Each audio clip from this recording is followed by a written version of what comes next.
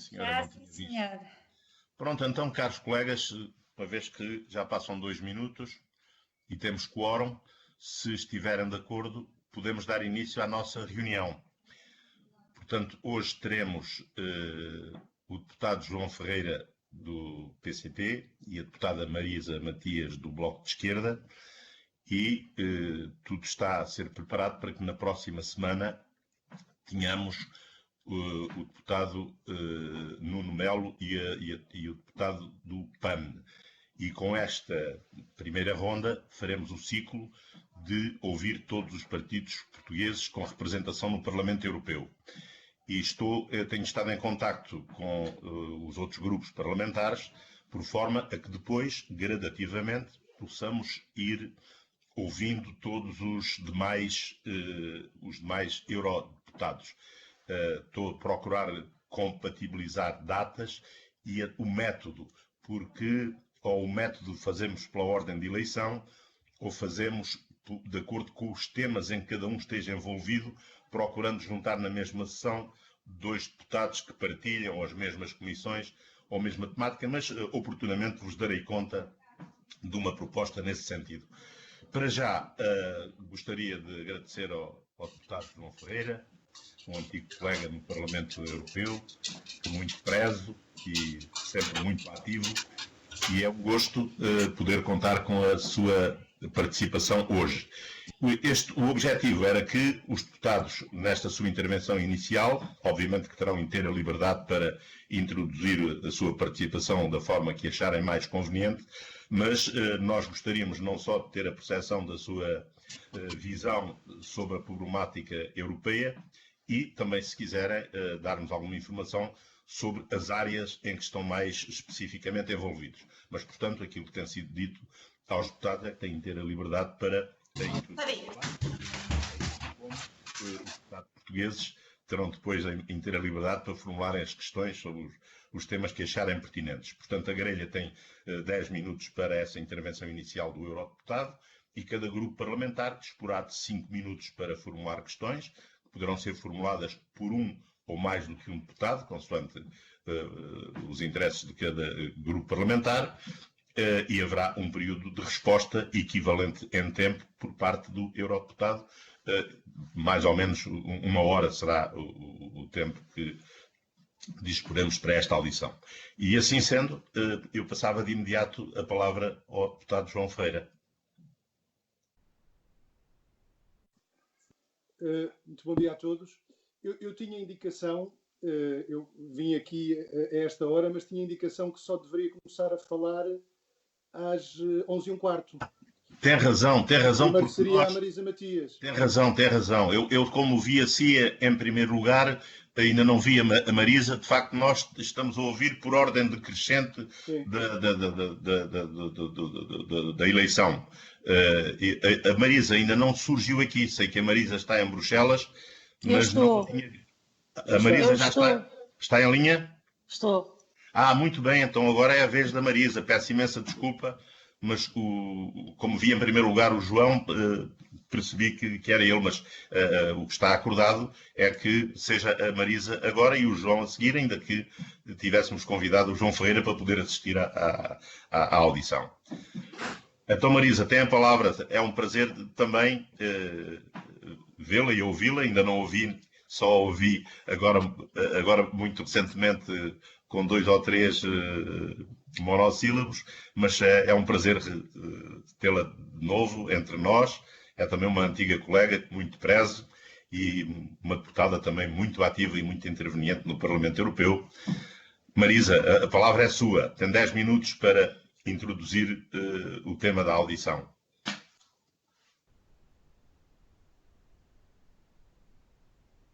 Está a ver? Por que é que não te mandam? Espera que eu vou-te mandar. Senhora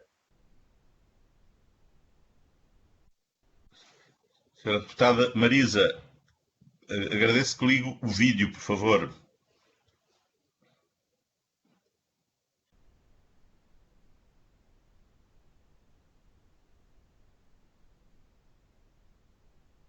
Parece haver qualquer problema técnico, mas já tínhamos ouvido a voz da senhora eurodeputada Marisa Matias. Portanto, algo ocorreu.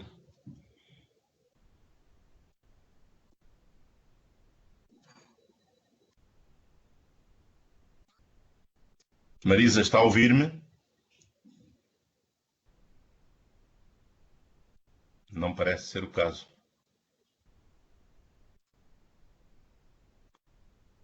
Eu pergunto, os demais senhores deputados estão a ouvir-me?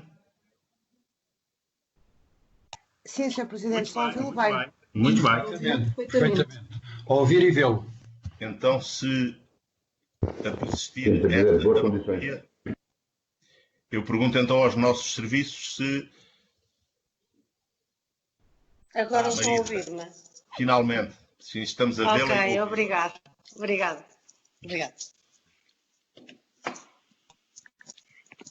Olá, bom dia. Olá, bom dia. Olá. Seja bem-vinda. É um prazer. Obrigada. Igualmente, é um prazer revê-lo. Desculpem lá estas questões técnicas, eu já tinha estado ligada antes, sem problema nenhum, e desta vez, às vezes ouviam a minha voz, outras vezes não ouviam, e o som também, e o vídeo também não estava a conectar diretamente. Bem, obrigado antes de mais pelo convite para participar nesta audição. Acho que nestes tempos é muito importante irmos tocando impressões sobre o que se está a passar na União Europeia, nas instituições europeias, e também, obviamente, acho que percebemos que há uma necessidade e uma urgência de políticas europeias comuns articuladas com políticas nacionais, mas também há uma necessidade de grandes políticas nacionais e, aliás, quando a União Europeia falha, são os Estados que têm que avançar com as suas propostas e as suas políticas.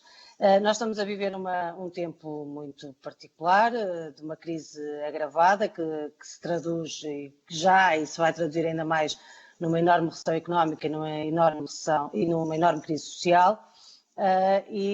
Nesse sentido, eu tinha pensado nesta introdução fazer um bocadinho o levantamento daquilo que têm sido medidas avançadas pelas instituições europeias e depois podermos discutir em concreto e trocar opiniões sobre estas medidas e outras que queiram falar. Obviamente estou mais do que disponível para responder a qualquer questão sobre qualquer tema, assim sabe responder, e se não souber também direi que não sei. Bem, o que nós temos neste momento é um certo ping-pong, diria eu, entre as instituições, entre o Eurogrupo, o Conselho Europeu e a Comissão Europeia. Já algumas coisas avançaram. A minha perspectiva e a nossa perspectiva em relação a estas medidas é um pouco crítica e sobre isso gostaria de explicar porquê, mas temos neste momento em ação medidas que avançaram, por exemplo, em relação ao programa SURE, as questões relacionadas com os recovery bonds dedicados à saúde, os empréstimos que foram ativados por parte do Banco Europeu de Investimento, uma redefinição e um renomeamento, mais concretamente, do dinheiro a ser aplicado por via dos fundos estruturais.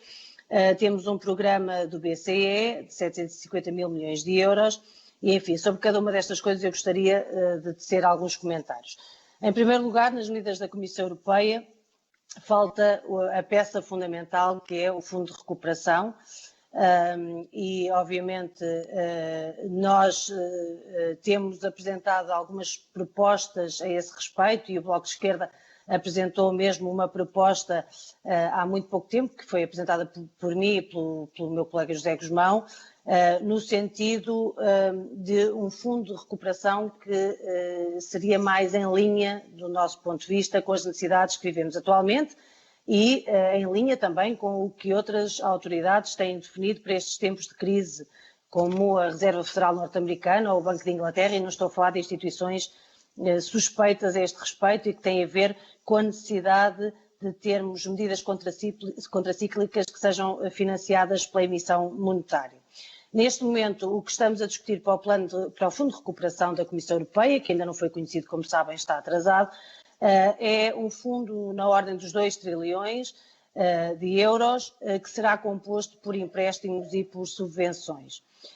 Nós entendemos que, a este respeito, os montantes são adequados para aquilo que enfrentamos, mas não entendemos que o modelo seja adequado, porque o que temos que discutir dentro do Fundo de Recuperação, do nosso ponto de vista, é os montantes que serão distribuídos a fundo perdido, porque dívida nós já temos de sobra e, na realidade, não há nenhuma indicação, pelo contrário, existe a indicação de que poderá ser emitida tanta dívida quanto necessária, e esse é um dos problemas que temos pela frente e que temos que enfrentar também neste momento, ou seja, estamos a tratar de medidas e de propostas que agravam a parte da dívida, mas que não dão nenhuma possibilidade às economias, e não conhecemos ainda os montantes, mas não dão nenhuma possibilidade às economias de ter, de facto, um investimento e um financiamento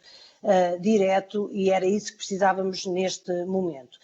Há ainda um outro problema em relação àquilo que tem sido avançado, nomeadamente dos empréstimos, que tem a ver com esta ideia que eu acho um bocadinho ingênua por parte das instituições europeias, de que o financiamento ou o investimento, neste caso, terá uma enorme alavancagem. Já vimos esta conversa quando foi do plano Juncker, em que era prevista uma alavancagem de 15 vezes em relação ao financiamento que fosse investido, e na realidade essa alavancagem ficou abaixo de 1/3 do que foi previsto, e o próprio Tribunal de Contas Europeu veio mostrar que estava a ser sobreavaliada e de que maneira, e portanto é uma das questões que devemos ter em conta de cada vez que se procura falar de dinheiro que não existe realmente, mas que é apenas um desejo, e que sabemos que nas condições atuais de crise e com o setor privado como está, e os privados com a incapacidade também que têm de investir, qual será a verdadeira alavancagem, que será muito baixa. Do ponto de vista do Banco Central Europeu, neste momento temos o programa dos 750 mil milhões de euros e, na verdade, como disse, entendemos que o que deveria ser avançado era medidas concretas contracíclicas apoiadas pela emissão monetária. O Bloco de Esquerda apresentou uma proposta a este respeito, que foi da emissão de obrigações de grande maturidade e com juros muito baixos, e estamos em crer que o BCE estaria disponível para atuar nesta área e com este tipo de medidas, se fosse uma proposta que viesse da Comissão Europeia e do Conselho Europeu. Portanto, o que nós precisávamos eram medidas arrojadas e muito direcionadas para financiar diretamente a economia, e não é isso que estamos a ter. Do lado do orçamento comunitário, assistimos a uma reprogramação dos fundos estruturais.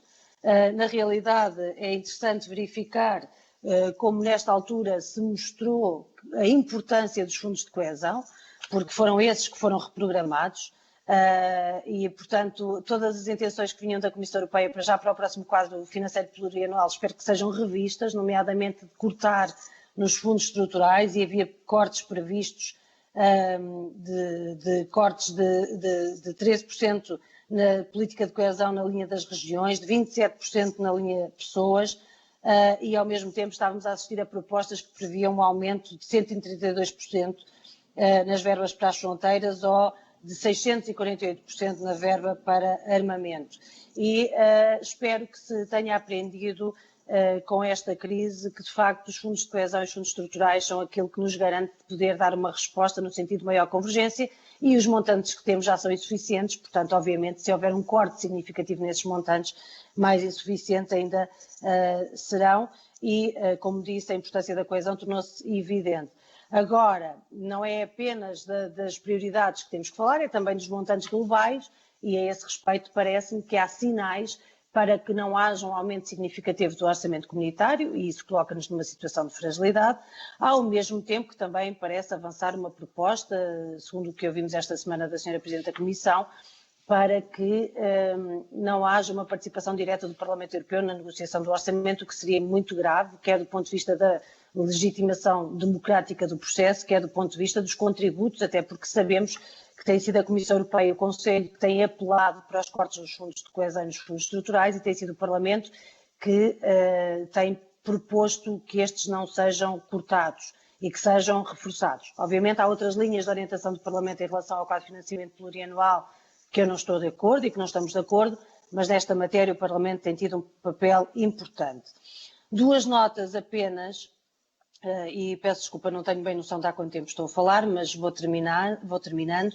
Duas notas apenas para avançarem também algumas questões que creio que são importantes. Está a falar há 7 minutos, dispõe de mais 3 minutos ainda. Ok, então duas notas muito breves, Sr. Presidente.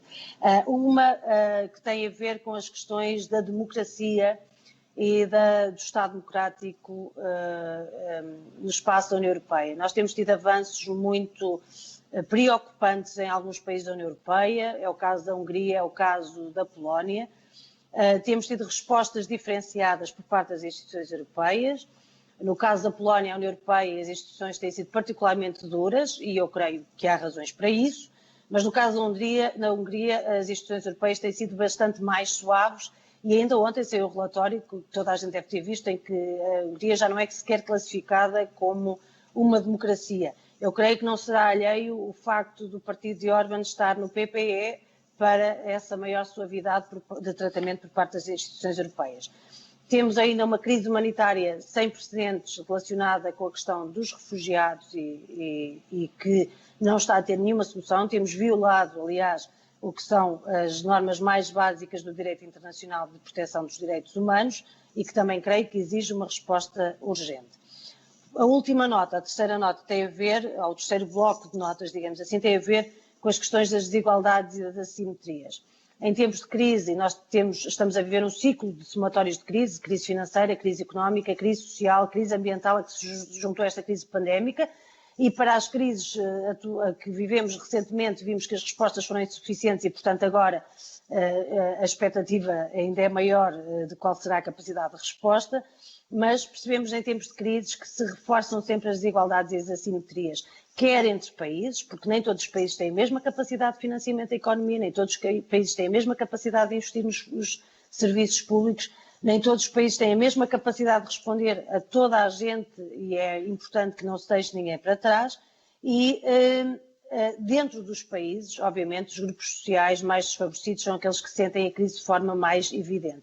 A esse respeito seria importante que houvesse uma resposta que não está a existir por parte da União Europeia no sentido de apoiar políticas de defesa dos direitos do trabalho. Percebemos claramente que a precariedade está a retirar rendimentos a muita gente durante este período e que depois não tem nenhuma resposta e isso é uma situação trágica e que tem impactos muito significativos na economia e impactos muito diretos na vida concreta das pessoas. E por isso esta é uma área que temos que trabalhar e eu creio que nesta crise a União Europeia está a viver a sua última oportunidade de mostrar que ainda pode ser um projeto de democracia e de solidariedade, ou então que está a caminho do desmantelamento, porque creio que já não há mais remendos que sirvam se a União Europeia não conseguir dar uma resposta eficaz, eficiente e competente a esta crise que enfrentamos. Muito obrigada.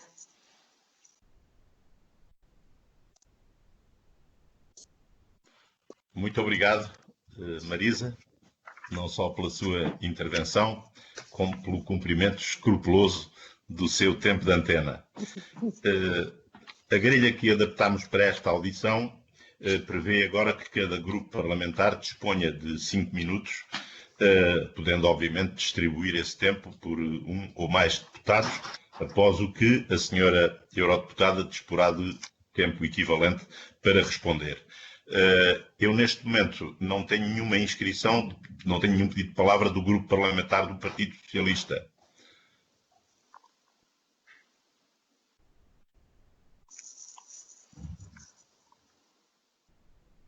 Assim sendo, dou a palavra à senhora deputada. Sr. Presidente, eu já tinha comunicado que era a deputada Isabel Rodrigues que falava em nome do Partido Socialista. Sim, senhora, não tinha obtido essa informação. Muito obrigado, senhor deputado. Então dou assim a palavra à senhora deputada Isabel Rodrigues, a quem saúdo e dou também as boas-vindas.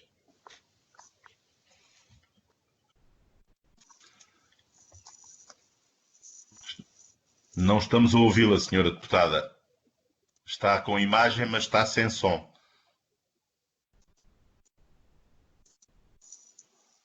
Continua sem som.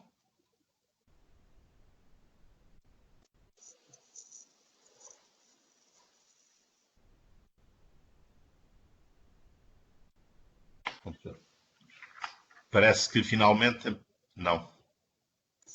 Continuamos sem som, Isabel.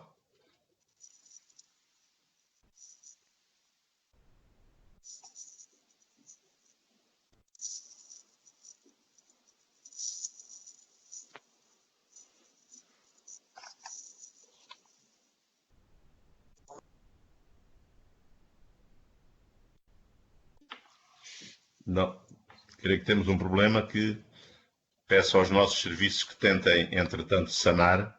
Sr. Presidente, se me permite, sugeria que desse a palavra à Sra. Deputada Isabel Meireles e depois passaríamos para... Era exatamente isso que tencionava fazer. Portanto, até que este problema esta anomalia seja corrigida, dou, entretanto, a palavra à Sra. Deputada Isabel Meireles, do Grupo Parlamentar do PSD. Muito obrigada, Sr. Presidente, senhoras e senhores deputados, caros colegas, um cumprimento muito especial à deputada europeia Marisa Matias. Muito obrigada por estar presente nesta audição. É um prazer estar novamente a debater aqui consigo as questões desta nossa Europa e em termos de emergência ainda é mais interessante, até para no meu caso, eu tentar perceber algumas posições do Bloco que a mim, pessoalmente, parecem contraditórias. E assim, começo por referir o vosso manifesto eleitoral de 2019 e cito, que referia que a esquerda que o Bloco representa rejeita a armadilha da dívida e a chantagem das instituições europeias e um futuro de subordinação permanente e de desenvolvimento adiado. Fim de citação. Contudo, o Bloco de Esquerda e a senhora deputada Marisa Matias defendiam a 6 de maio, pelo contrário, a urgência de uma resposta europeia de grande escala à crise, enfim, que vivemos, pandémica, e também uma apresentação urgente por parte da Comissão Europeia de uma proposta para o próximo orçamento comunitário que deverá incluir, aliás, como referiu, um fundo de recuperação desenhado para relançar a economia neste período pós-pandemia. Teme que este plano não seja tão robusto quanto necessitamos no contexto atual, dada a existência em todos os países de múltiplas falências, de aumento de desemprego, pessoas em dificuldades enormes, pelo que espera, aliás, como todos nós esperamos, uma resposta europeia à altura, uma resposta, digo eu, suficientemente musculada. E assim, senhora deputada Marisa Matias, eu pergunto, não considera que, ao defender intransigente e bem, na minha perspectiva, o aumento de verbas na resposta à crise do Covid e, por conseguinte, querendo e exigindo mais Europa, não estará em contradição com os princípios ideológicos do seu partido, que tem sido vincadamente até agora anti-europeísta? É que a senhora deputada pede, e eu digo bem, mais verbas e, consequentemente, mais Europa. Se assim for, nós congratulamos imenso com esta aproximação às posições do PSD, um partido que desde sempre foi pró-europeu. E o que dizer da sua defesa da proposta do governo espanhol da emissão de obrigações perpétuas, como referiu, a juros muito reduzidos, dado que esta proposta, que aliás foi deixada cair, presumo, é aquela que mais interessa ao projeto europeu e também a Portugal.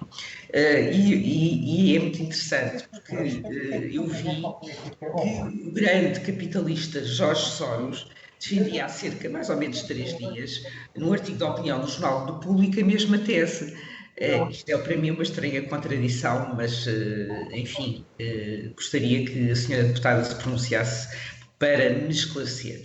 Noutra situação, também a senhora deputada Marisa Matias criticou agora mesmo a atuação de vários governos, nomeadamente na Hungria, com o primeiro-ministro pleno de poderes, em Israel, com encerramento dos tribunais, na Polónia, no Brasil, nos Estados Unidos, no Chile.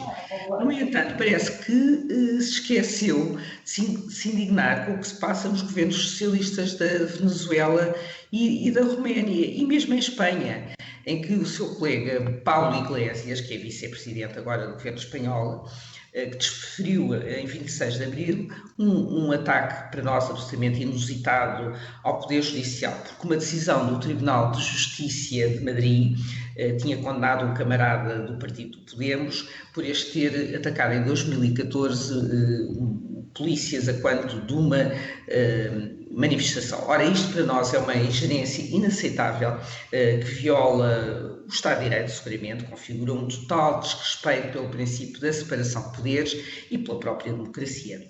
Mas, quanto a isto, não ouvimos qualquer condenação ou sequer qualquer censura por parte da senhora deputada.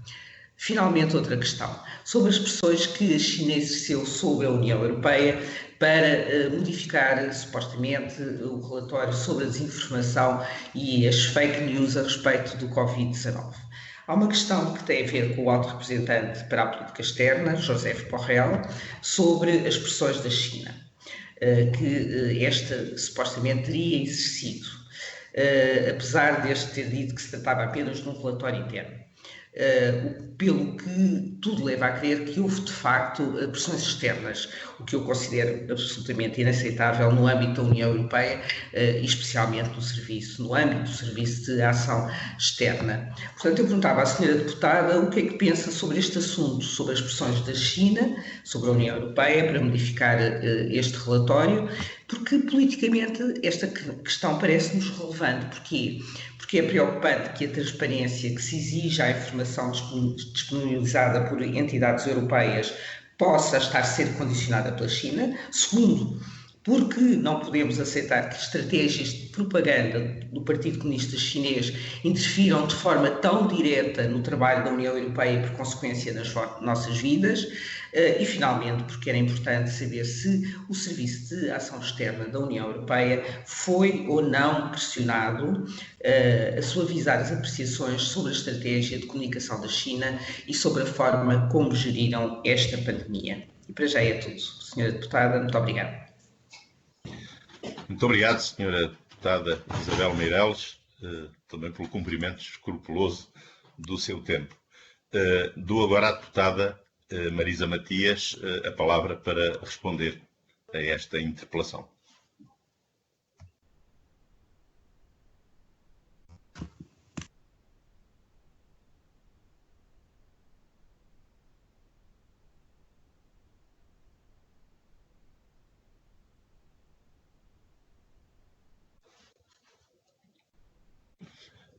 Não estamos a ouvi-la, senhora deputada.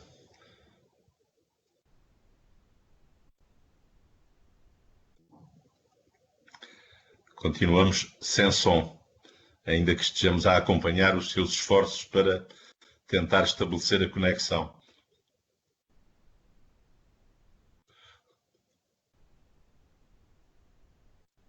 Infelizmente, continuamos sem som. A imagem está a funcionar perfeitamente.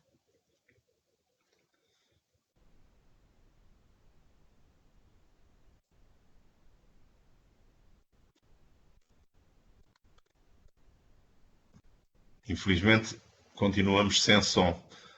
Eu pergunto se os nossos serviços podem dar uma ajuda.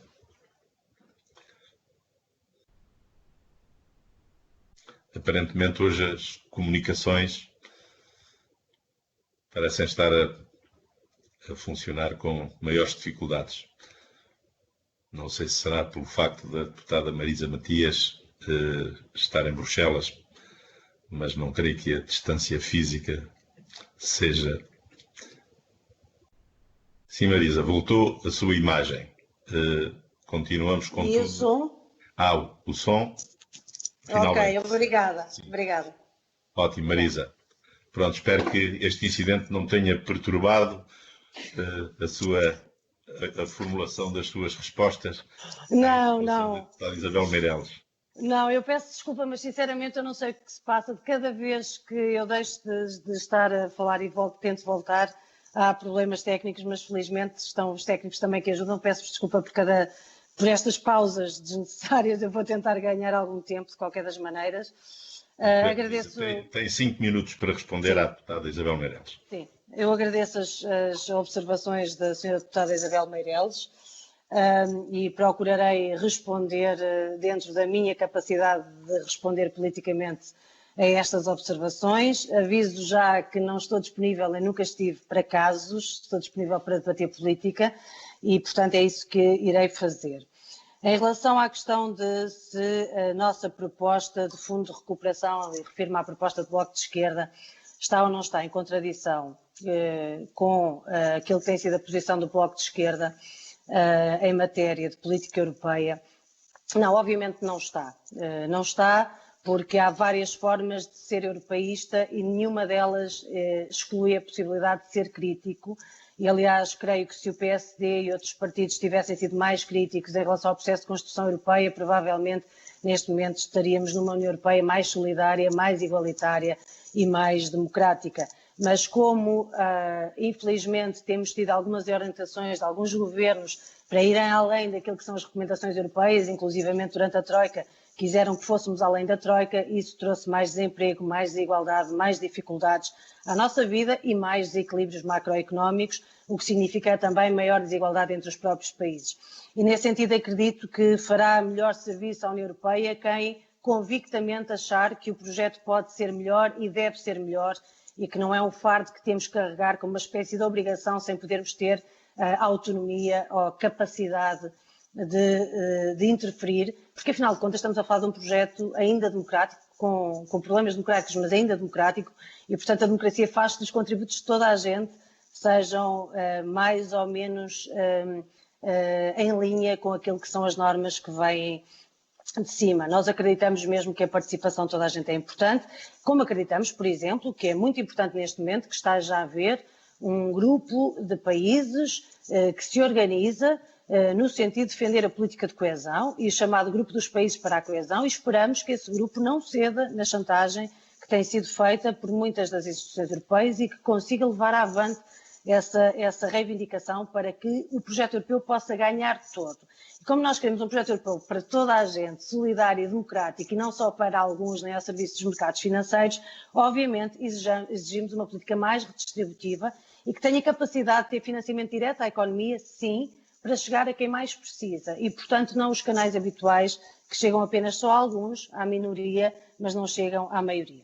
Em relação à segunda questão, que envolve o multimilionário George Soros, tendo em conta o teor da intervenção da Sra. Deputada Isabel Meireles em todas as questões, creio que esta também acarreta aqui alguma dimensão de provocação.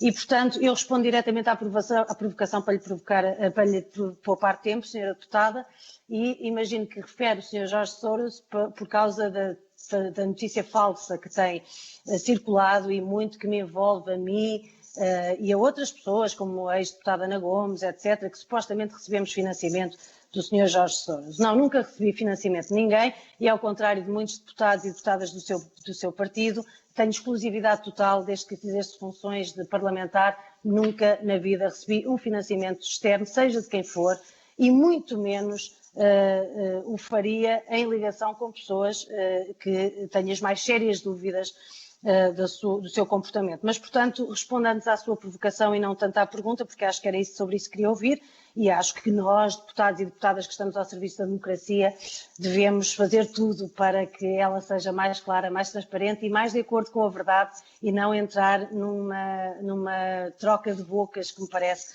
pouco útil, seja para quem for, e aliás não ajuda sequer a perceber as nossas distinções ideológicas e de proposta, e eu acho que é para isso que nós estamos aqui, para fazer esse serviço.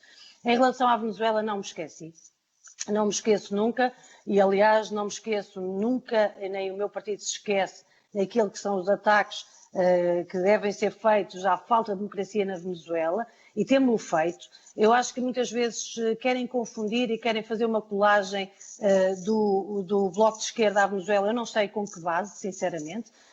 Não é pelo facto de nós recusarmos a aceitar um golpe de Estado como aquele que foi aceito por algumas forças políticas do Sr. Juan Guaidó, que aceitamos o regime de Maduro. Não aceitamos, não aceitaremos e, obviamente, temos denunciado muitos dos problemas que se passam na Venezuela.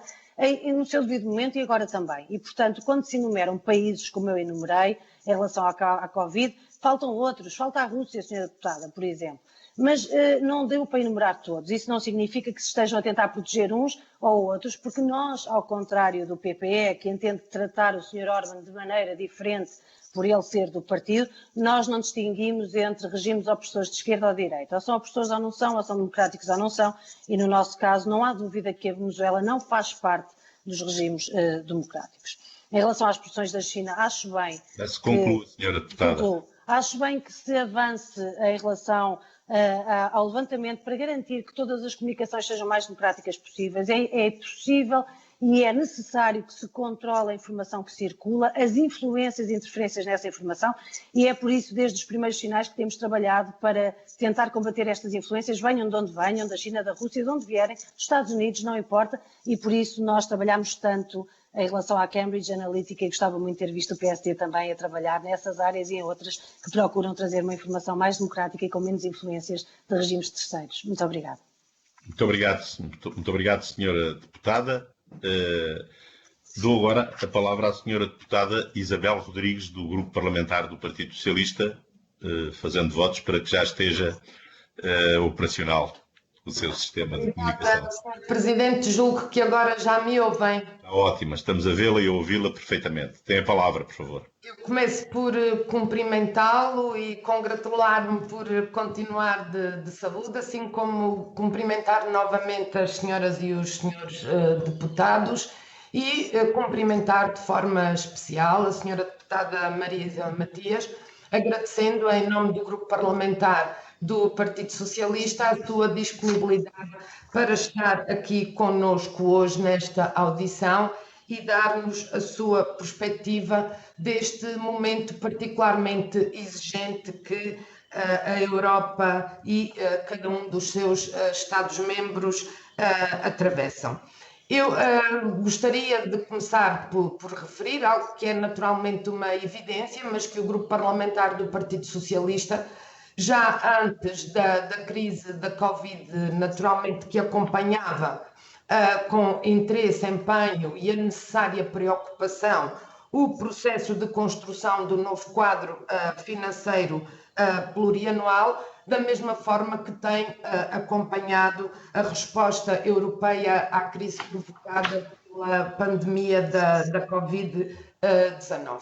E julgo que é importante também lembrar que ainda antes desta crise da pandemia, já o governo português liderava esforços no sentido da defesa não apenas dos interesses de Portugal, mas da defesa dos interesses de um conjunto de Estados-membros e de forma muito particular no que respeitava à configuração da política agrícola comum e da política de coesão no novo quadro financeiro plurianual, tendo assumido, aliás, posições de muita firmeza, alertando para a importância da estrutura do orçamento e de que aquelas políticas, PAC e coesão, não poderiam ser as variáveis do ajustamento face às novas prioridades. E se é verdade que temos que concordar que num primeiro momento desta crise resultante da pandemia assistimos a alguma intensificação de egoísmos nacionais e que a solidariedade tardou em chegar, como reconheceu aliás a Presidente da Comissão expressamente relativamente à situação de Itália. A verdade é que, na nossa opinião, depois desse primeiro momento, assistimos a mudanças na atitude dos Estados-membros face ao desafio que todos e a Europa em conjunto enfrentam por via desta crise que não é apenas sanitária, mas como a senhora deputada também referiu, de dimensão social e económica que não podíamos prever e a que há que acudir. E é por isso que o grupo parlamentar do Partido Socialista acha que foi muito relevante o acordo alcançado no Eurogrupo e posteriormente confirmado no Conselho Europeu, porque ele permitiu constituir uma rede muito importante de segurança para os Estados-membros, quer no emprego, no rendimento, no apoio às empresas, na proteção das dívidas soberanas nesta primeira fase em que enfrentámos a pandemia. Eu lembrava, por exemplo, que ainda ontem o Sr. Ministro das Finanças falava de que Portugal poderá receber mais de 1.000 milhões de euros no âmbito dos apoios ao emprego e aos rendimentos da família. Também a intervenção do BEI e ao nível do mecanismo europeu de estabilidade. E, portanto, julgamos que, sem prejuízo de termos sempre dito que há ainda muito mais que é preciso fazer, que há um percurso que importa assinalar e que o governo português, desde a primeira hora, assumiu uma posição de defesa não apenas dos seus interesses, mas de defesa do próprio ideal europeu e da solidariedade europeia. Queria também dizer-lhe que também para nós é muito importante que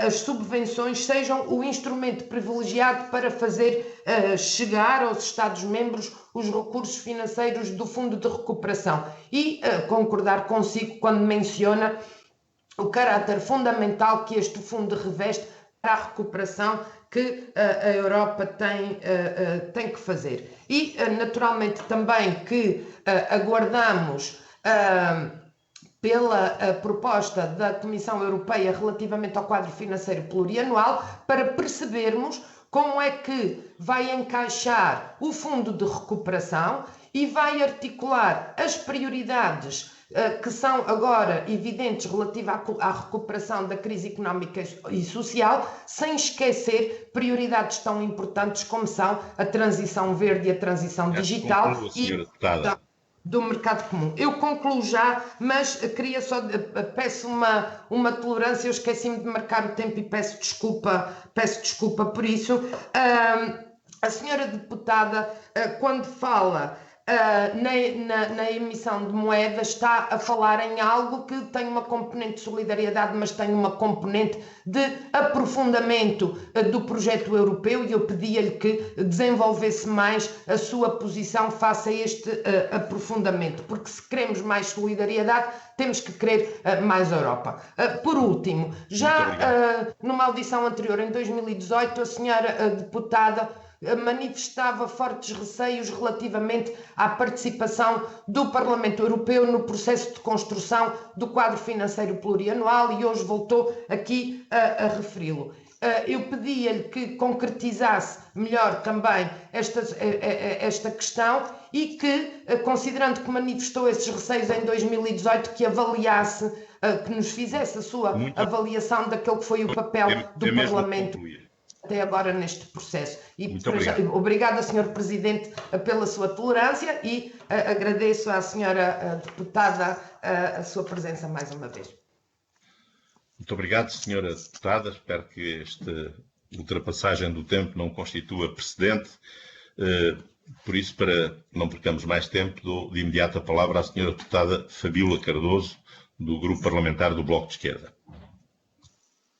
Senhor Presidente, a senhora deputada Marisa Matias não me deveria responder? Desculpa, deveria, obviamente.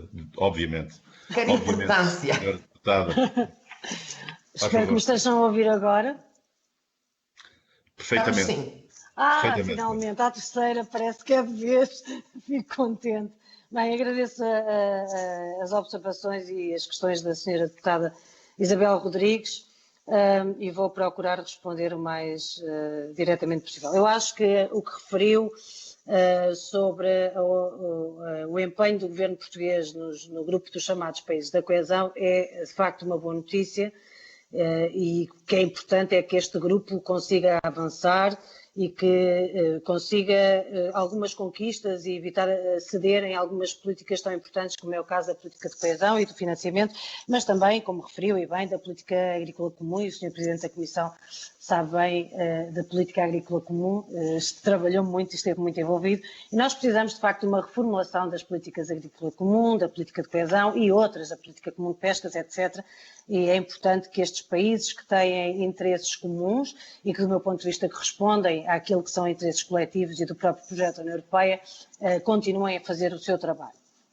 Em relação à questão das decisões do Eurogrupo, que foram reiteradas pelo Conselho Europeu e que agora uma parte disso, pelo Fundo de Recuperação, está nas mãos da Comissão Europeia, eu volto a repetir o que disse no início. Eu acho que quando estamos a falar de montantes, os montantes são adequados para a crise que vivemos. O problema não está nos montantes, está no modelo e por isso, obviamente, se uma parte significativa destes apoios for por via de empréstimos, nós estamos a agravar a situação de dívida dos países e por isso nós ainda não vimos nada em matéria de subvenções, aguardaremos para ver o que vem no que diz respeito ao Fundo de Recuperação, mas seria absolutamente essencial que as subvenções fossem o determinante nesta proposta.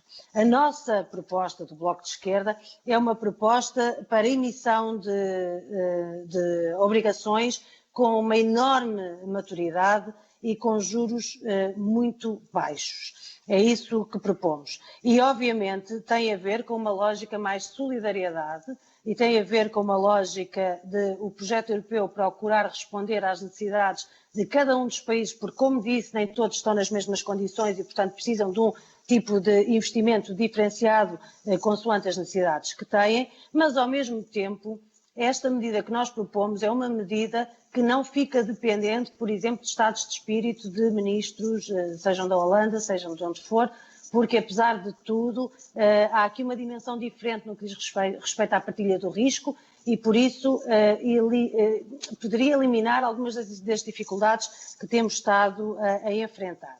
Obviamente, isto vem no seguimento também da necessidade e da identificação de que precisamos não apenas de instrumentos de política monetária, mas também de política orçamental, porque uma sem a outra não funciona e isso mostra bem porque é que as medidas do BCE não são suficientes, porque incidem sobretudo na política monetária e não nas medidas comuns da política orçamental.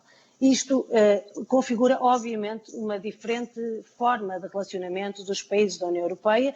Em relação a esta, nós não temos nenhum problema. Temos sim problema em relação a uma construção que é desigual e que atira cada vez mais alguns para fora daquilo que são os mínimos que devemos aceitar do ponto de vista de um projeto de construção europeia comum.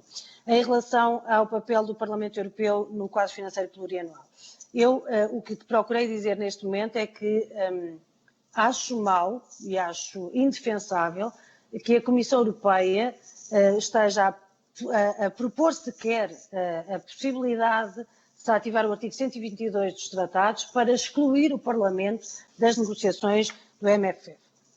E, portanto, nesse sentido, creio que nós temos que fazer trabalho para que o Parlamento não seja excluído destas negociações, porque é importante.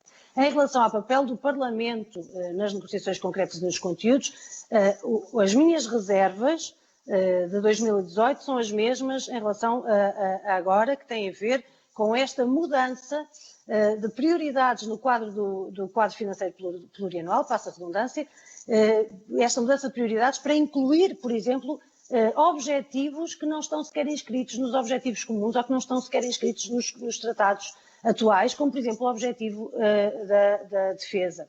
E essa objeção vou tê-la sempre e vamos tê-la sempre e, portanto, vamos apresentar propostas no sentido de mitigar essas alterações de prioridades, porque o que nós precisamos, e acho que esta crise mostra, é de reforçar as verbas para a coesão e para os fundos estruturais, ainda para além daquilo que temos neste momento. E, desse ponto de vista, o Parlamento Europeu tem sido uma barreira importante às intenções da Comissão Europeia e do Conselho Europeu de reduzir e de fazer cortes nos fundos de coesão e nos fundos estruturais. Esta é a posição que temos e, neste momento, creio que a diferença é que, de facto, o Parlamento tem que estar envolvido como sempre esteve, porque, estando o Parlamento envolvido, nós podemos expressar todas as nossas propostas, apresentar as nossas propostas de alteração, as nossas emendas, as nossas sugestões, e elas são discutidas, são votadas e são decididas democraticamente. Se o Parlamento não estiver dividido não só não há uma pressão para evitar os cortes na coesão, que é a posição comum do Parlamento, como depois há outras posições em que nós temos diferenças que nem sequer vão ser possíveis de discutir. Estou a concluir. Não serão possíveis de discutir. E concluo. Muito obrigada.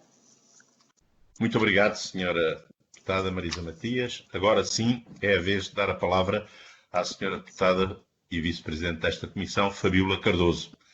A palavra é sua.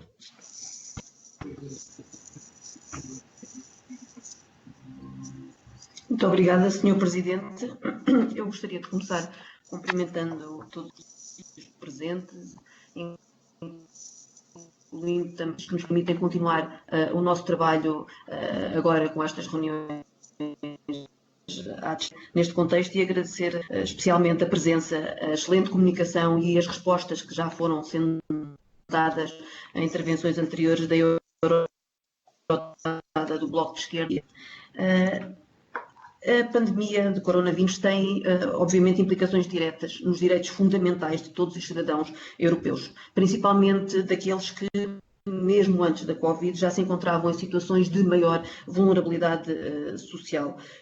Por isso, o reforço da democracia e dos direitos humanos em cada Estado-membro e também na própria União tem de estar no centro da resposta a esta crise sanitária.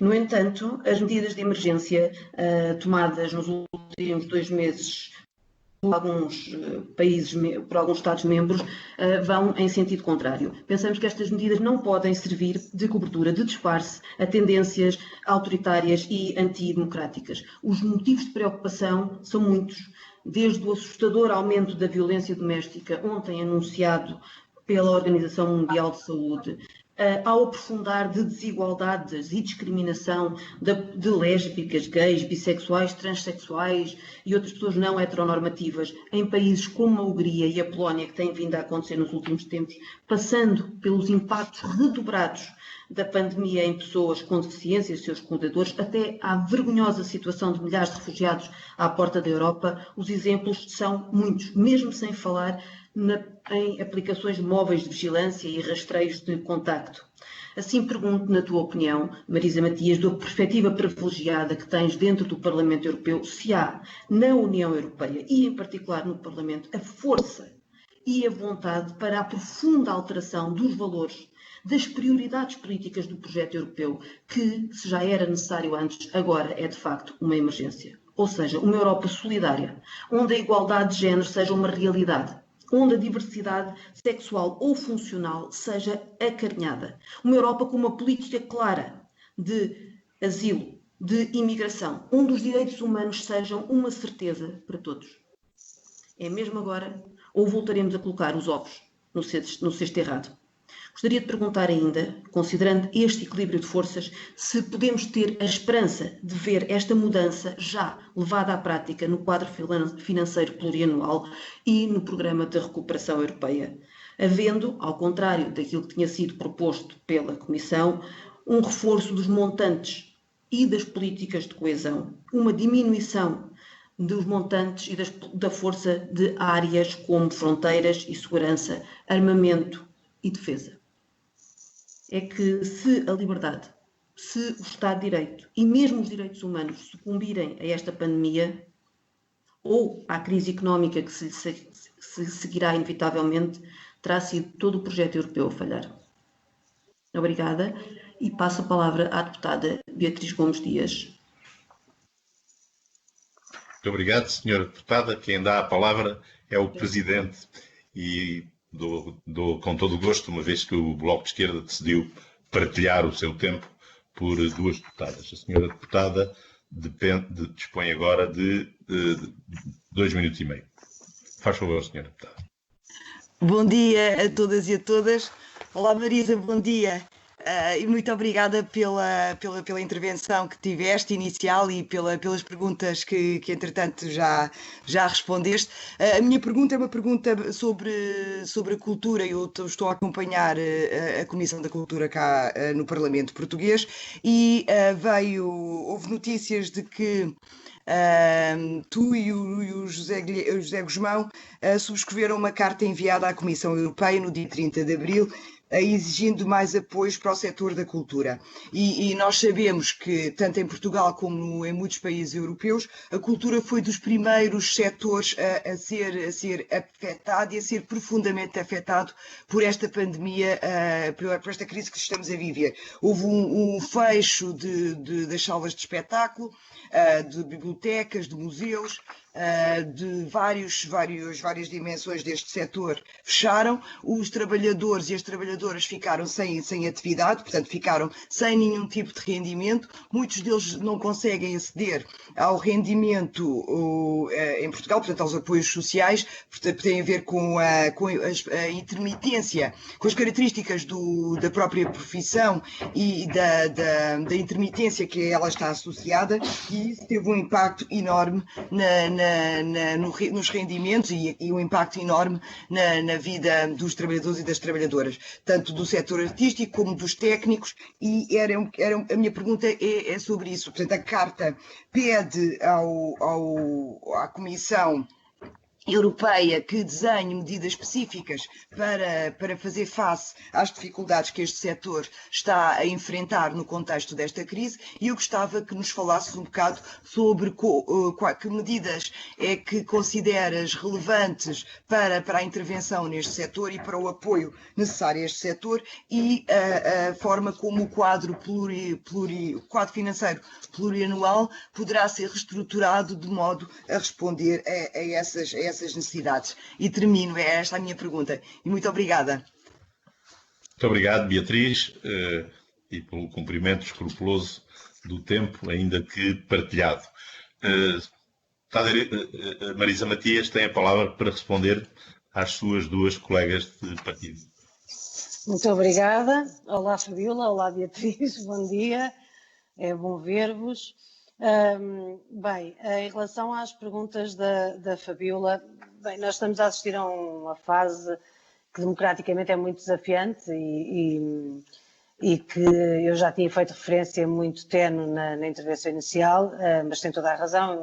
Nesta altura de pandemia, às vezes, à boleia, digamos assim, da introdução de medidas excepcionais, estamos a lidar com propostas que não são excepcionais de todo e que reiteram o reforço das desigualdades e da violação dos direitos muitas das vezes, e é isso que está a acontecer em países como a Polónia, a Hungria e não só, em outros países da União Europeia também.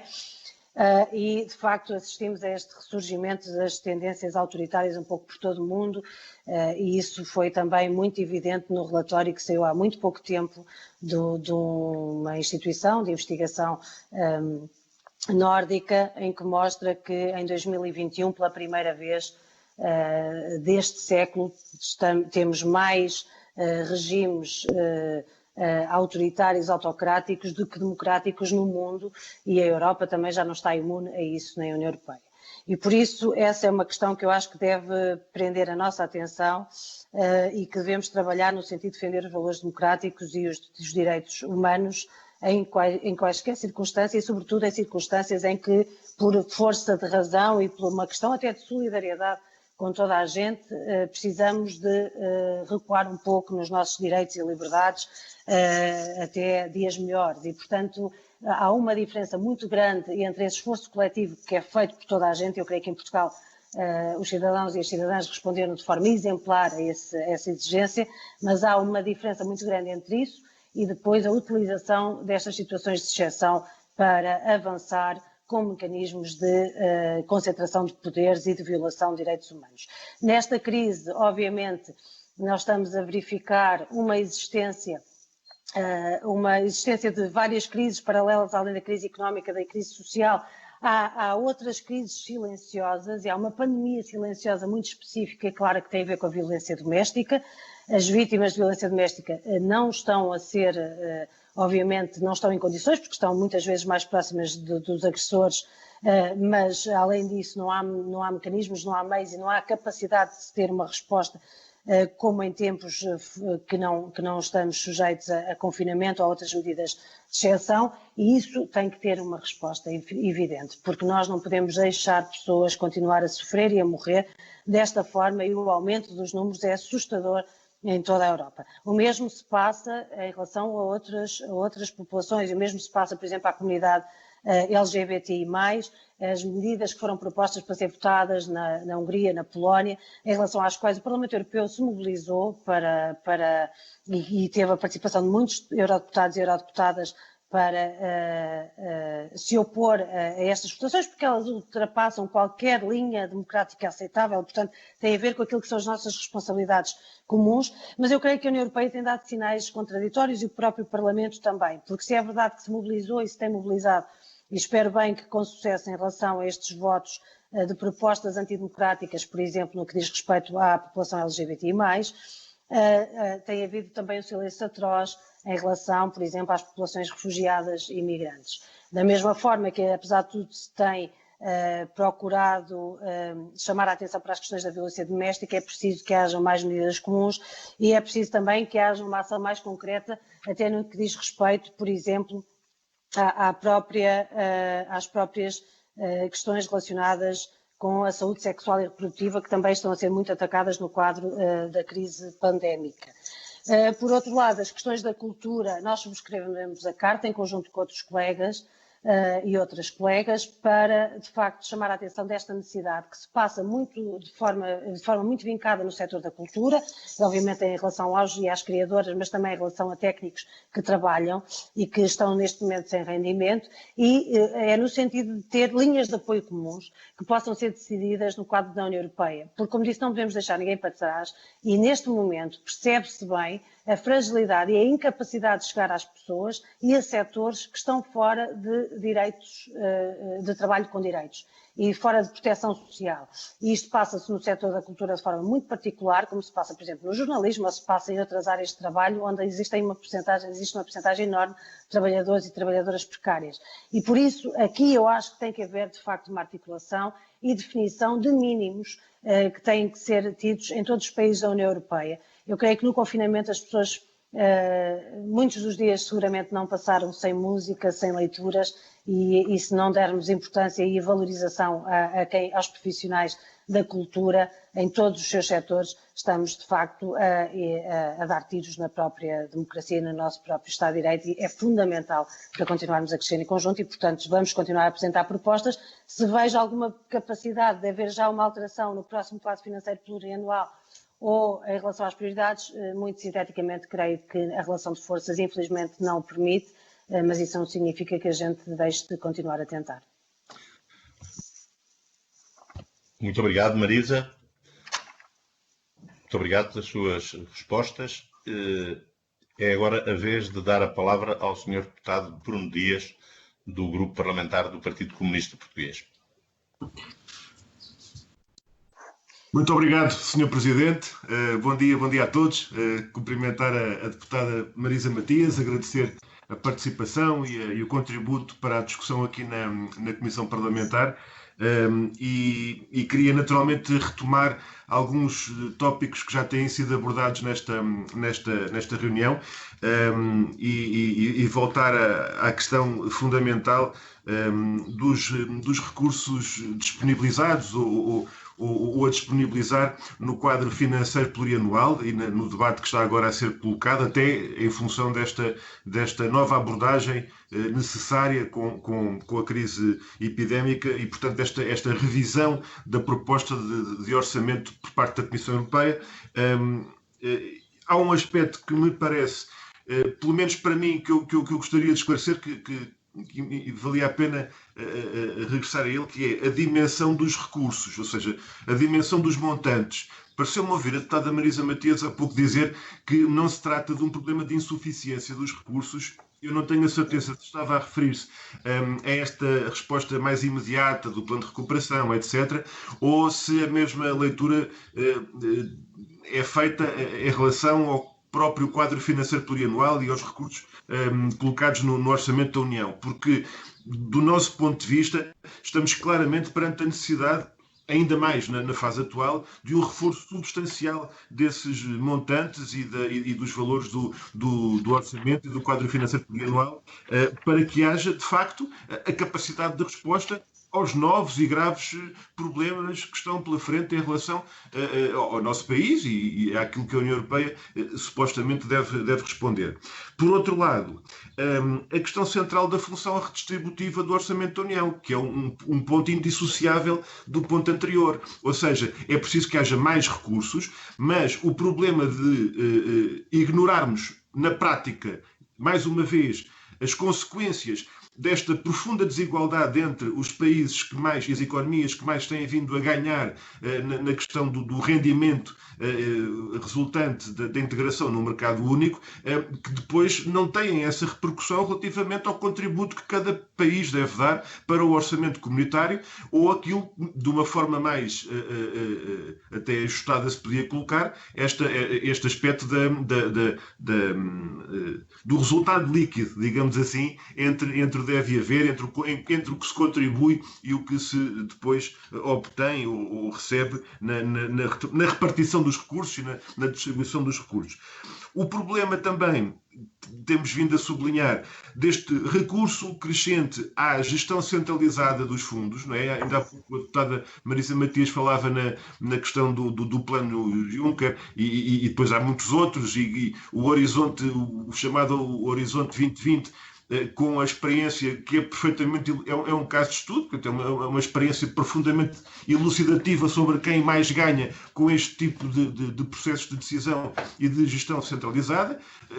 Ao início, Portugal, julgo que foi contribuinte líquido e o país mais beneficiário foi o Reino Unido, isto diz muito, mas é o resultado também desta lógica da gestão centralizada que, de acordo com a proposta inicialmente apontada, era claramente uma opção mais favorecida e mais privilegiada para este futuro quadro do que nos anteriores. A Marisa Matias há pouco falava, a Marisa Matias falava já da famosa alavancagem, ou melhor, as promessas de alavancagem nos instrumentos financeiros, e perguntava também esta matéria, que foi para nós muito evidente, desde logo nas questões mais ligadas à economia, às empresas, os instrumentos financeiros. Qual é, neste momento, a perspectiva que está colocada e o debate que está a ser feito nesta matéria do recurso aos instrumentos financeiros e às alavancagens, etc., e o papel da banca relativamente a isso? Porque nós, em Portugal, temos uma experiência desastrosa de também aqui privatização da gestão dos recursos, porque quando colocamos a banca como intermediário e, na prática, como gestor na aplicação daqueles recursos através de instrumentos financeiros que servem basicamente para reforçar a capacidade de intervenção do setor financeiro e da banca privada, estamos também a criar novos problemas em vez de responder aos que existem. Portanto, nesse sentido, há um debate que também importa fazer. Para terminar, ainda no quadro atual e as respostas da União Europeia à crise epidémica, voltar à questão das subvenções, porque cá ninguém discorda, é evidente, toda a gente está de acordo, mas o que temos até agora é uma resposta só baseada em dívida. É o SUR, é o Mecanismo Europeu de Estabilidade, é tudo aquilo que está previsto e apontado hoje em dia, promessas de subvenções, mas o que há é mais coisas que apontam para a dívida. E esta questão da mutualização tem vindo a ser apontada no debate sobre as dívidas públicas ao nível da Europa, se nós não estamos também perante essa tal armadilha que aponta depois para riscos acrescidos de condicionalidade, de imposição, de submissão dos países aos diretórios e ao poder político e económico profundamente desigual que está hoje consagrado na União Europeia. Termino por aqui. Muito obrigado e mais uma vez agradecer e cumprimentar. Obrigado. Muito obrigado, Sr. Deputado Bruno Dias. Dou agora a palavra para responder à Sra. Eurodeputada Marisa Matias. Muito obrigada.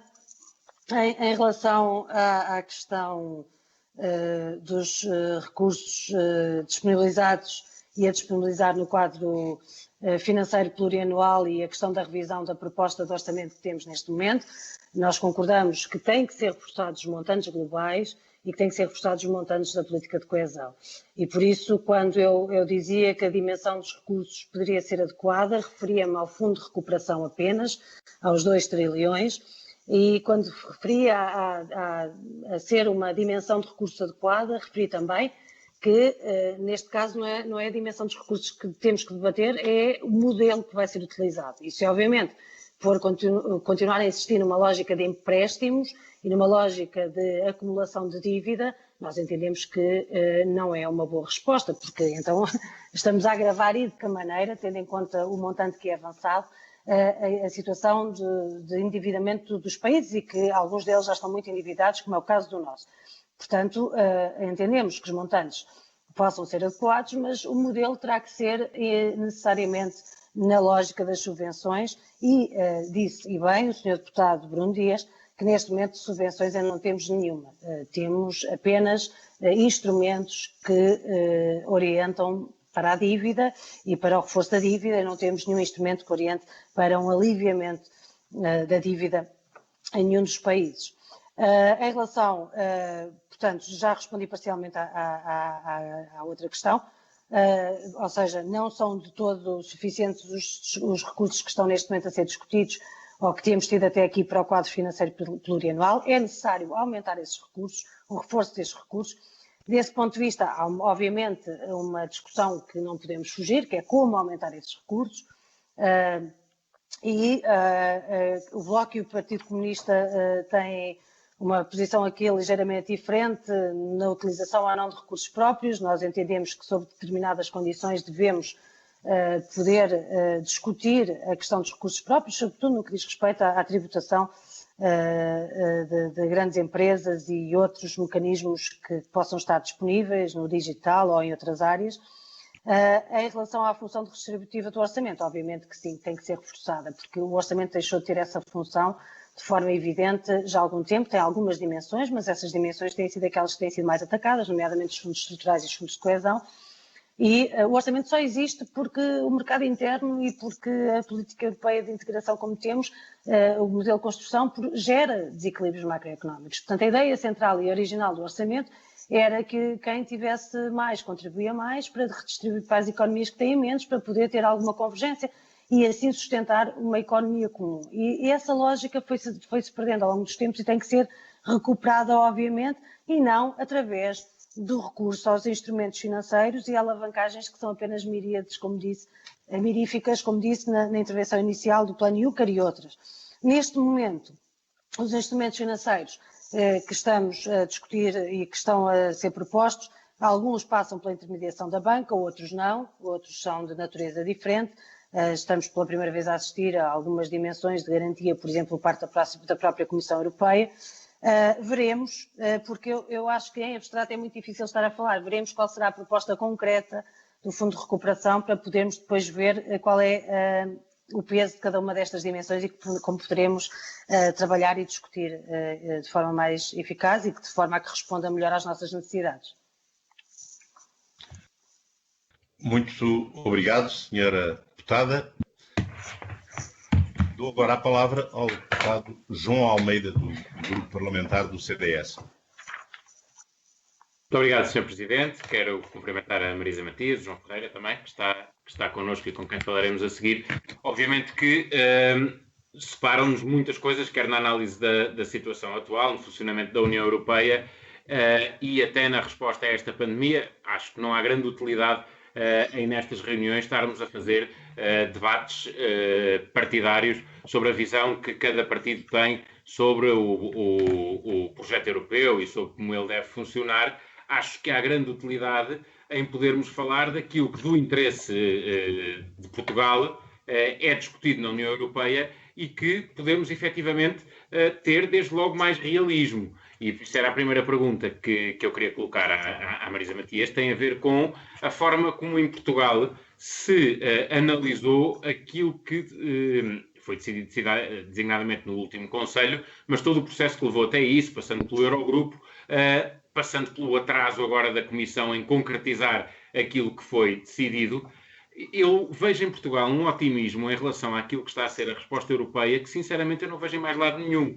E, portanto, pergunto à Marisa Matias se o problema é, de facto, meu, porque sou o único português que não vejo esse caminho tão positivo que ouço aqui em algumas intervenções de vários partidos, não do Bloco de Esquerda e do PCP, deve reconhecer-se também, mas há ou não há uma insuficiência muito grande naquilo que é a resposta europeia até ao momento, e a insuficiência não é só quantitativa, é até qualitativa. não há uma clarificação daquilo que efetivamente vai acontecer. Nós ouvimos falar das 3 grandes medidas. Eu perguntava logo sobre a primeira. Relativamente ao SURE, é em Bruxelas, claro, aquilo que vai ser o SURE. Eu perguntei ao Ministro Santos Silva se a discricionariedade, porque ele dizia que o SURE é uma subvenção, portanto o dinheiro vem para Portugal e é o Estado português que define como é que o vai aplicar. Eu não tenho nada claro que seja assim. E, portanto, gostava de ter a certeza, por exemplo, que relativamente ao desemprego de pessoas que perderam o seu emprego nesta altura, estão numa fase da vida em que muito dificilmente, sem reconversão profissional, sem formação profissional, vão ter novas oportunidades e que o SURE vai ter uma linha específica para apoiar estas pessoas. Estamos a falar de pessoas na casa dos 45 anos para cima. Há já uma definição do SURE para nós sabermos que efetivamente vai ser aplicável àquilo em que nós mais precisamos? Mas este não é para mim o maior problema. O maior problema é o quadro financeiro plurianual. Nós estávamos num ponto em que rejeitávamos enquanto país, com a unanimidade do Parlamento, o quadro financeiro plurianual que estava em cima da mesa. De repente aparece o Fundo de Retoma, que vai canalizar recursos para o quadro financeiro plurianual e passamos a achar que isso é extraordinário. Eu não, mas parece que Portugal quer passar a achar que isso é extraordinário. Ou seja, meter mais dinheiro num quadro financeiro plurianual que estava mal definido é bom? Vai resolver o problema? Porquê? Eu pergunto, que garantia é que nós temos que o Fundo de Retoma, no quadro financeiro plurianual, vai ser canalizado para a coesão ou para a PAC e que não vai ser canalizado para outro tipo de fundos que são muito mais competitivos para outros países do que para Portugal. Designadamente fundos que são muito atrativos, por exemplo, para os países do centro da Europa ou do norte, e não tanto para Portugal, devido às características que têm. Portanto, a pergunta que eu fazia as 3 perguntas que eu fazia têm a ver com o seguinte. Ponto número 1. Há ou não há razão para o otimismo que se vive em Portugal relativamente à resposta europeia? Segundo, os mecanismos que foram criados especialmente dão garantias de uma aplicabilidade útil em Portugal? Terceiro, o fundo e a sua canalização para o quadro financeiro plurianual dá ou não dá também essas garantias? Muito obrigado. Muito obrigado, Sr. Deputado, pela concisão na formulação das questões e para responder dou de imediato a palavra à Sra. Eurodeputada Marisa Matias. Muito obrigada. E indo também, procurando ser tão concisa como foi o Sr. Deputado João Almeida, responder às perguntas que colocou. Eu, de certa forma, já respondi, mas sintetizo sem nenhum problema. Não creio que haja razões para o otimismo neste momento em relação à resposta da União Europeia, não só porque a resposta está a ser insuficiente, como não conhecemos ainda muito do que é a resposta. Do que conhecemos até agora o que temos, não necessariamente dinheiro novo, mesmo no reforço dos fundos de coesão e dos fundos estruturais, o que nós tivemos foi uma renomeação desses fundos do dinheiro já existente e, obviamente, muito assente em empréstimos, o que agrava o problema da dívida. E, por isso, creio que, a não ser que nos venha um fundo de recuperação nas linhas daquilo que tenho estado a dizer e que creio que muitas das pessoas partilham sobre a necessidade de termos um apoio, sobretudo baseado em subvenções, não há nenhuma razão para o otimismo. Estamos a agravar as desigualdades e estamos a agravar o endividamento de todos os países, mas em particular daqueles que já estão muito endividados e que não têm capacidade de responder a isso. Em relação ao programa SURE e a outros, nomeadamente os Recovery Bonds mais dedicados à saúde, eu sinceramente acho que não são claros, não estão suficientemente clarificados. É verdade que muitos destes fundos são transferidos diretamente para os Estados-membros que depois os aplicam. Mas eu creio que é necessário exigir mais transparência e muito mais dados concretos em relação à aplicação desses fundos, a quem se dirigem, e ainda assim, sendo aplicados pelos Estados-membros, grande parte destes fundos, estamos a falar de fundos que têm que responder a normas comuns. no caso dos Recovery Bonds, por exemplo, só utilizados para questões e áreas relacionadas com a saúde, quando nós sabemos que a saúde necessita de muito investimento. Gostava muito que a Comissão Europeia não tivesse contribuído nos últimos anos para ter ajudado a desinvestir tanto e a atacar tanto o investimento no Serviço Nacional de Saúde em Portugal e noutros países, mas neste momento a saúde precisa de investimento, precisa também de uma clarificação da relação público-privado, e obviamente devemos estar a investir e a reforçar o Serviço Público de Saúde, mas há outras áreas que também necessitam e essas áreas estão a descoberto e, portanto, nós precisamos de saber exatamente com que linhas nos cosemos e eu creio que isso não está claro. Em relação ao Fundo de Retoma e em relação com o quadro financeiro plurianual, também é outra coisa que está muito, ou seja, temos tido várias versões. Eu acho que enquanto não for anunciada a verdadeira proposta formal por parte da Comissão Europeia, será muito difícil estarmos aqui a fazer antevisões. Mas, obviamente, na linha do que nós propomos, se fosse um financiamento através da emissão de títulos com enormes maturidades, longuíssimas maturidades e juros muito baixos, estaríamos a fazer um contributo para um fundo europeu e não a misturar coisas e, obviamente, o quadro financeiro plurianual precisa de reforço e muito.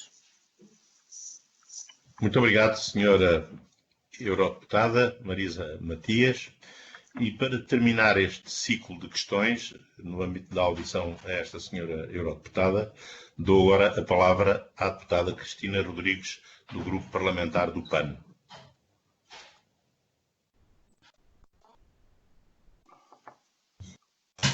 Só um instante, que estou aqui a tentar ligar a câmara.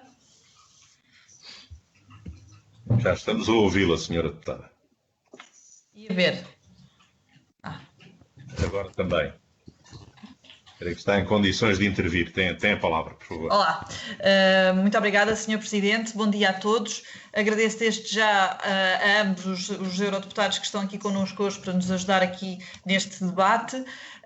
Sendo a última a falar, já foram colocadas muitas questões, eu vou ser breve. Gostava de me focar aqui em 2 pontos particulares, nomeadamente na coesão e agricultura e no clima. Rapidamente, comparando o quadro financeiro plurianual anterior, 2014-2020, a proposta original da Comissão já cortava 10% nos fundos para a coesão e 15% para a agricultura, cortes esses que o Parlamento Europeu quer reverter e bem, e que o grupo de países amigos da coesão, onde se encontra Portugal, também quer ver desaparecer. Esta proposta do Presidente Michel propõe um corte adicional de 2% na coesão, menos 12% no total, e melhora ligeiramente os cortes na agricultura para 14%, com alguma redistribuição entre pilares. O que é que eu pergunto? Que impacto a senhora deputada julga que estes cortes podem ter para países como Portugal? E, no fundo, o que é que está a ser feito no Parlamento Europeu para que realmente esta situação se altere?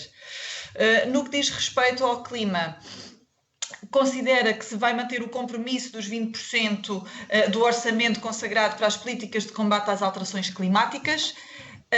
E também gostava de saber se consideram que existe ou não algum perigo relativamente ao cumprimento do Pacto Ecológico Europeu, no fundo, se ele estará ou não estará em causa, face agora também às circunstâncias da crise sanitária, às necessidades de recuperação económica da Europa e, portanto, se poderá haver aqui algum revés relativamente ao Pacto Ecológico Europeu. Por fim, aproveito para perguntar se consideram que Portugal deverá continuar a bater-se por um quadro financeiro plurianual com financiamento próprio, nomeadamente com taxas sobre as transações financeiras e sobre os plásticos ou querosene. Qual é que é a opinião sobre isto? Obrigada. Muito obrigado, senhora deputada, pela precisão e concisão nas questões colocadas, muito pertinentes, aliás. Dou a palavra à senhora eurodeputada Marisa Matias para responder.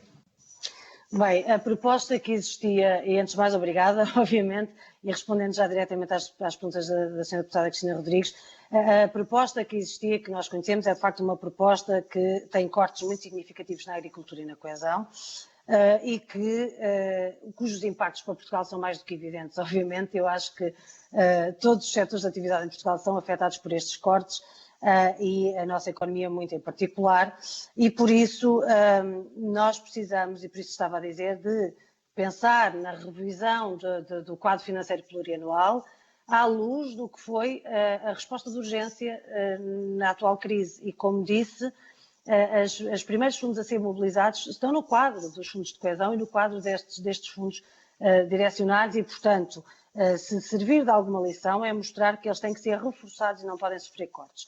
Nós não conhecemos ainda a proposta da definição por parte da Comissão Europeia. O que o Parlamento pode fazer é contribuir, como sempre, a esta discussão e apresentar propostas no sentido de salvaguardar que a política de coesão não é atacada ou a política agrícola comum, inclusive a de apresentar propostas no sentido de alterar algumas das prioridades políticas que estão dentro mesmo destas linhas orçamentais e que são precisas de reforçar. Agora, não sabemos ainda em que termos esta discussão vai ser tida e essa é uma das minhas grandes preocupações e que tinha referido, aliás, no início da intervenção, que é em que medida é que o Parlamento será envolvido ou se vai para a frente esta proposta da senhora von der Leyen de dar ao Parlamento apenas um papel de consulta. É importante que assim não seja, o Parlamento tem tido poder, um poder importante, tem poder de veto em relação ao orçamento, portanto era importante que pudéssemos ter todos os direitos garantidos para apresentar as nossas propostas. Em relação ao compromisso dos 20% nas políticas de combate às alterações climáticas, eu creio que de uma maneira ou de outra se vai mantendo, a questão é saber se é suficiente. Na realidade, há áreas onde esta meta é superior, na área da investigação, por exemplo, essa meta será de 30% e não de 20%. Devemos olhar sectorialmente para aquilo que são as atribuições das metas, mas no conjunto a média global de 20% creio que se irá manter. Agora, os impactos de tudo isto no Pacto Ecológico Europeu. Bem, eu creio que temos andado a deixar esquecer muito esta área e ela é fundamental e também não temos ainda muito evidente o que é que vai ser a proposta da Comissão em relação a esta matéria, o que era um pacto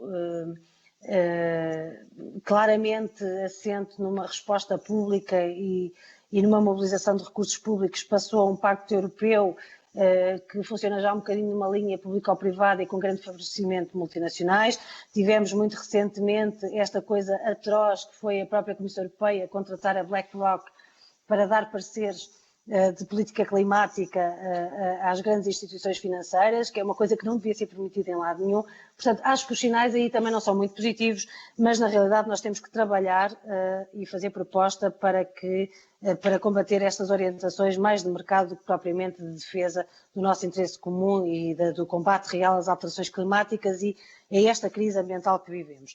Por último, em relação aos fundos próprios, volto a repetir o que já tinha dito antes, somos favoráveis a que se pensem modelos de recursos próprios assentes, por exemplo, na tributação de transações financeiras ou das questões de poluição ou de violação de normas relacionadas com o ambiente ou questões digitais. Isso já falámos muitas vezes, levaria muito tempo de detalhar, mas o Bloco é favorável a que se estude essas possibilidades, sim. Muito obrigado, Marisa.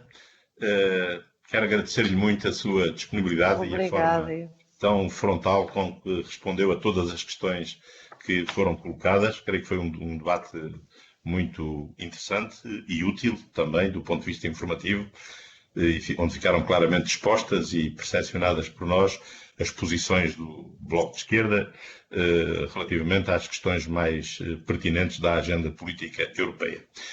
Podemos assim passar à... Muito obrigada. Aproveito só para agradecer, porque eu vou deixar-vos agradecer e cumprimentar mais uma vez todos e todas. E bom trabalho e que se mantenham seguros e seguras. Muito obrigada. Muito obrigado. Foi um gosto vê-lo novamente. Obrigada. Muito obrigado. Foi um gosto também para nós.